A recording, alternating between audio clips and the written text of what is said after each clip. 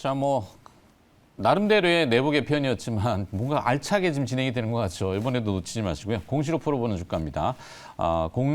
전자공시생 블로그 운영하고 있는 장우진 팀장 나와 있습니다. 어서 오세요. 네, 반갑습니다. 이름 기억하는 게 저한테 적입니다. 네. 네. 자, 공시로 알아보는 기업 분석. 첫 번째 기업부터 가볼죠. 첫 번째 기업은 나이스 정보통신입니다. 나이스 정보통신. 네, 최근에 자사주 매입을 발표했는데요.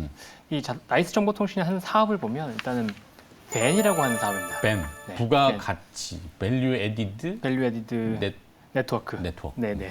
그래서 이게 통신과 관련된 회사긴 한데 그냥 구체적으로 벤 사업을 보면 오프라인 매장에 이제 포스기가 깔려 있잖아요. 네네네. 그런 포스기를 깔아주고 그다음에 신용카드 결제가 가능하도록 전반적인 통신 시스템을 구축해주는 회사라고 보면 되고요. 이 결제가 나올 때마다 관련된 수수료를 수취하는 회사라고 보면 됩니다. 근데 핵심 자회사는 이제 PG 사업을 하는 나이스 페이먼츠가 있고요. 네. 근데 보면은 매출액은 나이스 페이먼츠가 훨씬 크거든요.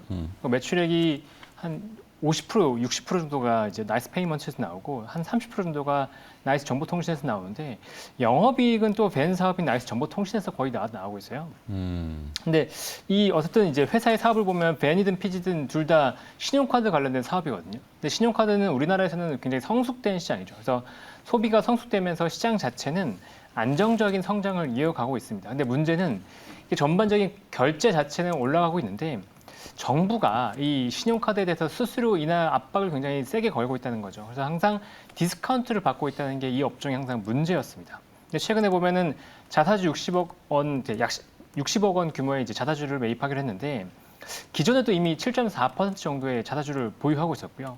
여기에 추가로 60억이면 대략 한 2.5% 정도의 자사주를 매입하게 되는 거라서 전체로 보면 한 10% 정도의 자사주를 이제 확보하게 될 것 같고 유동시총으로 보면 한 5% 정도의 규모예요. 그래서 굉장히 큽니다.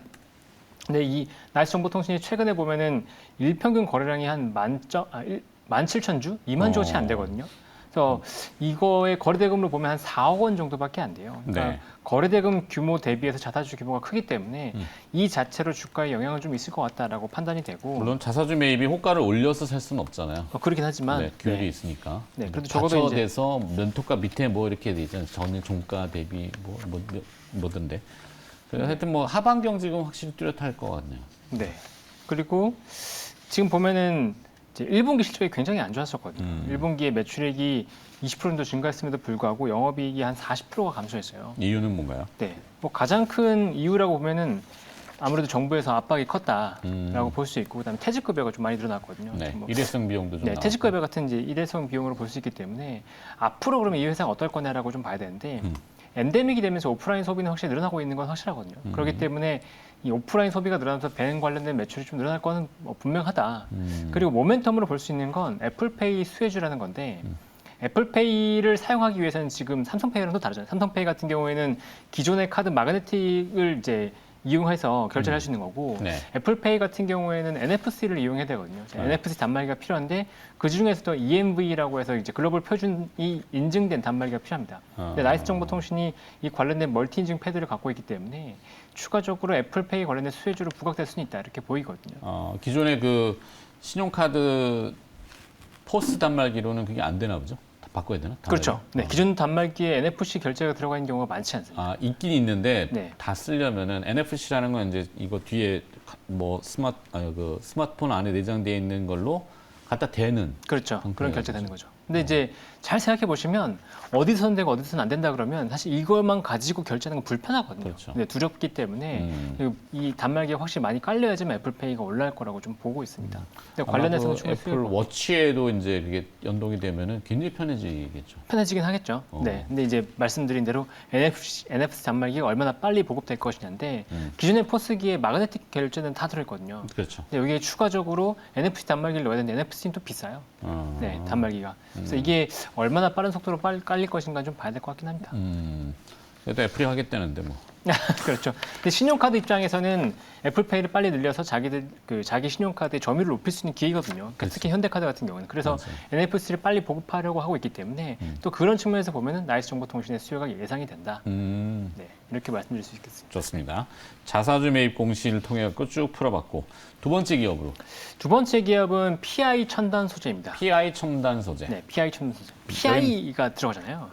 PI? 네, PI 첨단 소재 이름에 PI가 들어가잖아요. 네. 그러니까 이 PI라는 게 이제 폴리이미드의 약자거든요. 근데 폴리이미드라고 하는 건 보통 보면은 금속이 굉장히 단단하기 때문에 저희가 많이 쓰는데 이 금속을 그러니까 금속 같은 경우는 무겁잖아요. 네. 그래서 이걸 대체하기 위해서 이 금속의 강도 같은 걸 갖는 플라스틱을 쓰는데 이걸 엔지니어링 플라스틱이라고 하거든요. 네. 근데 폴리이미드 같은 경우에는 이 일반적인 이제 엔지니어링 플라스틱보다도 더 강도가 좀 물성이 좋아요. 그래서 이게 슈퍼 엔지니어링 플라스틱이라고 부르는데 이 PI 첨단 소재 같은 경우에는 이 PI 관련된 제품을 주로 이제 PI 필름을 만드는 회사라고 보면 됩니다.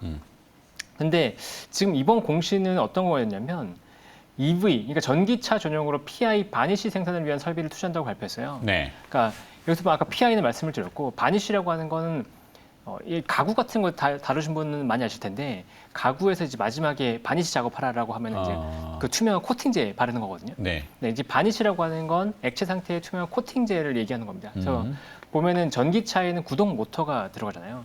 이 구동 모터에 보면은 이제 선을 이렇게 권선이라서 선을 감는데 그 선을 코팅하는 용도로 이제 PI 바니쉬가 사용이 됩니다. 그래서 이제 이 PI 첨단 소재가 전기차용으로 투자를 했다라고 보시면 되고 기존의 캐파가 600톤이었는데 3,600톤으로 캐파업을 한 것입니다. 근데 이제 2024년 8월 기준으로 이제 캐파가 늘어난 거기 때문에 실적이 더해지는 건 내년부터다. 근데 뭐 사실 PI 필름이 메인이라서 이 자체 사업이 실적이 엄청나게 크다라고 얘기하기는 어렵지만 어쨌든 전기차 쪽으로 사업이 확대된다라는 측면에서 좀 기대할 만하고요.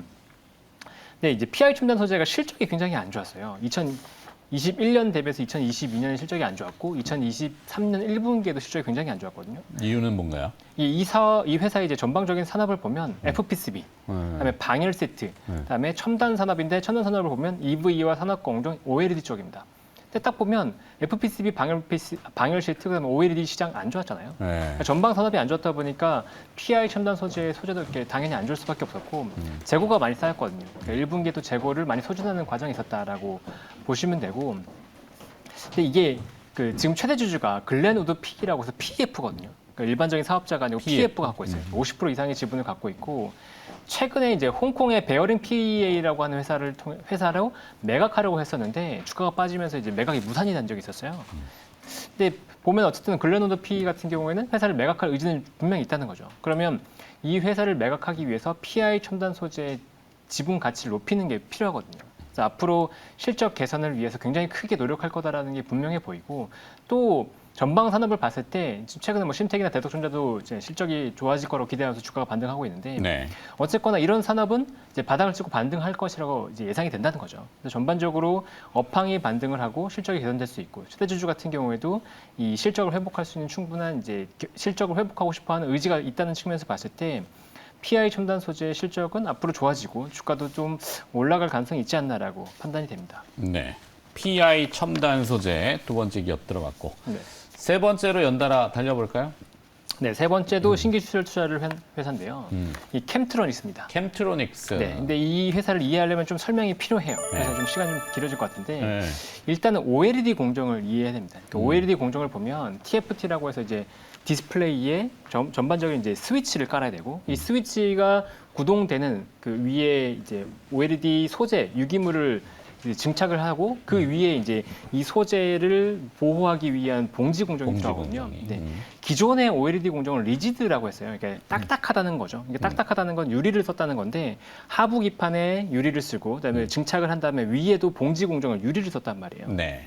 근데 최근에 보면 플렉서블 공정이 들어가잖아요. 플렉서블 OLED라고 해서 이제 움직이는 OLED인데 이 플렉서블 OLED를 하기 위해서는 이제 유리 기판이 들어가면 안 됐던 거죠. 그렇죠. 그래서 밑에는 아까도 얘기 드렸던 PI 기판이 들어갔고 그다음에 위에 그 증착이 들어간 다음에 봉지를 유리로 하는 게 아니고 방막 필름을 넣었어요. 그래서 보면은 이제 리지드와 플렉서블이라고 하는 이 공정이 있었고 보면은 이 캠트로닉스의 주요 사업이 뭐였냐면 띵글라스라고 해서 유리를 식각한 사업이거든요. 아주 얇은 네, 초반 아주 얇게. 유리. 네, 이제 유리가 두꺼우면 이게 보통 이제 OLED라고 하는 거는 모바일 쪽에 사용됐기 때문에 유리가 두꺼우면 전반적인 기기도 두꺼워지고 그다음에 두꺼워질 때 무게도 나가기 때문에 요거를 줄이기 위해서 식각을 썼단 말이에요. 근데 플렉서블이 들어가니까 식각을 안 썼죠. 그래서 캠트로닉스가 사실은 이 OLED, 플렉서블 OLED에서 피해를 봤다고 볼 수 있는데 최근에 좀 다른 움직임이 나타나고 있죠. 애플이 내년부터 이제 태블릿 PC에 OLED를 적용하기로 발표했고 네. 내후년이나 그 후년부터 노트북 쪽으로 본격적으로 OLED를 사용하겠다고 발표했거든요. 접으려고. 아니 접으려고도 있지만 이제 전반적으로 이제 OLED 패널 자체를 넣으려고 하고 그렇죠, 있거든요. 꼭 접는 게 아니라고 성능도와 하더라도. 이제 유연성과 곡선 뭐 폴더블 거기에 이제 위로 올라가서 네. MR, XR. 그렇죠. 근데 폴디드가 안 된다고 하더라도 이제 OLED를 적용하려고 하고 있는데 그건 화질 때문이거든요. 그렇죠. 근데 이 화질을 개선하기 위해서 애플이 요구하는 게 뭐냐면 하이브리드 OLED입니다. 그러니까 기존의 플렉서블 OLED 같은 경우는 비싸요. 그리고 플렉서블 OLED로 대면적을 그러니까 구현을 했더니 이게 폴리이미드 필름이잖아요. 그러니까 이 화면의 일부분이 우글쭈글해지는 게 보여지는 거예요. 그러니까 작은 화면에서는 그게 크게 드러나지 않았었는데 큰 화면이 되니까 이게 문제가 돼버린 거죠.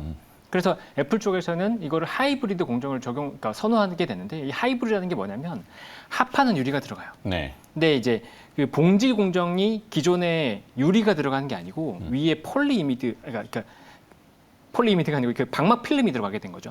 그래서 이게 위에 기판이 없이 유리 기판만 들어가는 공정으로 바뀐 거예요. 이게 섞인 거죠. 네. 플렉서블과. 이렇게 되면은 단가도 내려가게 되고 무게도 가벼워지고 이렇게 된 그 성능 플러스 이제 전반적으로 대형 디스플레이가 구현이 되더라도 화질이 좀 더 좋아지는 효과가 나타나게 된 거죠. 그래서 애플 같은 경우에 이제 유리가 들어가는 기판을 원하다 보니까 다시 식각이 필요해진 거예요. 근데 이 식각을 하게 되는데 기존의 기판 같은 경우는 상판과 하판이 유리였잖아요. 근데 이번에는 사판만 유리이기 때문에 이 얇은 유리를 다루는 게 훨씬 어려워졌어요. 그래서 이 얇은 유리를 다루기 위해서 캠트로닉스가 이 기술을 이렇게 안정적으로 이 유리 식각을 할 수 있는 기술을 개발했고 더불어서 이 기판을 옮기다가 이게 깨질 수가 있기 때문에 이 기판을 식각과 동시에 셀 단위로 분해하는 이 공정을 개발했거든요. 그래서 네. 캠트로닉스가 삼성전자로부터 이 식각 공정을 독점적으로 받았어요. 근데 앞으로 애플 관련된 이제 OLED 투자는 본격적으로 늘어날 거로 보고 있는데 특히나 8.6세대라고 하는 투자가 이제 본격적으로 계속해서 나올 거거든요. 이번에 캠트로닉스가 159억 원 규모의 식각 투자를 했지만 추가적인 투자가 계속 나올 거라고 보고 있어요. 그래서 향후에 관련된 실적이 계속 증가할 수 있다고 보면 캠트로닉스에 대한 관심을 지금 가져야 되는 시기가 아닌가. 그러니까 물론 이제 신규 실적 투자를 발표하고 오히려 세런더 뉴스가 나오긴 했는데 저는 장기적으로 봤을 때 캠트로닉스를 좀 지켜봐야 될 시기 같다라고 판단이 됩니다. 네. 캠트로닉스. 성함 또 까먹었네. 김흥수 상무가 이세의 경영. 네. 지금 이세경이 되고 있죠. 네. 본 적이 있어요. 네. 네. 사적인 자리에서. 그 열정이 되게 넘치시더라고요. 그렇죠. 1세대 위에 선대하고 그다음에 이제 2세대하고 색깔은 다르. 1세대는 약간 케미컬한 올드한 분위기가 좀 있고 그렇죠. 2세대는 전장과 그다음에 그렇죠. 비전 자율주행도 그렇죠. 있고. 네. 네. 오케이. 계속 한번 지켜보도록 하죠. 네. 캠트로닉스까지 오늘 듣도록 할까요? 네네. 그렇죠. 네, 자 전자공시생 블로그 운영하고 있는 장우진 팀장이 공시를 통해서 기업을 또 자세하게 또 분석을 해주셨습니다. 고맙습니다. 네. 감사합니다.